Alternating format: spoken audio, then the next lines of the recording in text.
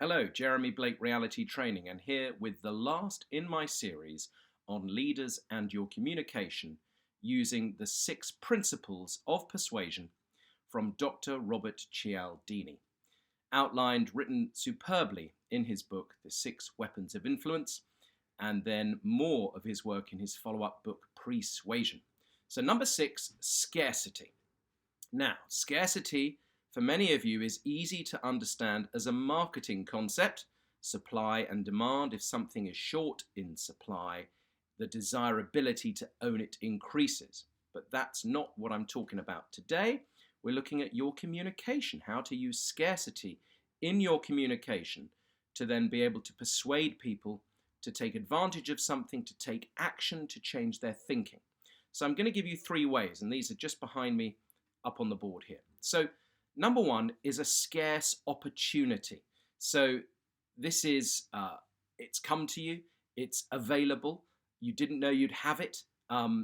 It's an opportunity that's presented itself, not something that's normal in your organization, and you're looking for somebody to come and grab it, take advantage of it. It's perhaps somebody's given you a project that you don't normally get. It's slightly outside your frame of work. So this is an opportunity for people to grab, and you present this to them. It could be an opportunity for the whole organization to take advantage of, this scarce opportunity that rarely comes around, and here it is for people to take. Number 2 is something completely rare. So it could, again, it's slightly like the first one, but slightly different. It's rare that we get these types, and I'd like these people to join in on this project. This is a rare opportunity that we do get from time to time, and this is a fantastic chance for us to shine as an organization. What can we do in this rare period of time? And then finally, it's something that you're offering to people, but it won't come round again for some time. It's planned, and maybe it only appears once a year, and this is the window when we do it. We do this every June, and it's the last week of June. It's the only time you get to do it.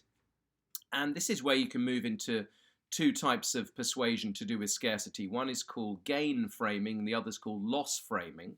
Gain framing is do this and you're going to get this.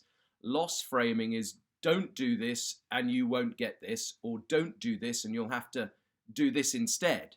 So most people usually are motivated to do something by fear of loss. So don't do this and you'll miss out, it will cost you. You'll have to do the exam again, whatever it may be. Do this now and you'll win these extra points. So consider the opportunity to grab and whether it should be framed in terms of a gain frame or a loss frame. So that's 3 ways. You're presenting to your people, you're talking to them, something scarce, of course, scarcity, fantastic chance, something rare, but we need people on this. Who's gonna grab it? And finally, an opportunity that is planned in, but it won't come round again for some time. So you can study this. There's lots more ways of doing this, but getting across in your communication and using scarcity to get people to think and take action differently. Thanks for following the series. Jeremy Blake Reality Training, results through inspiration.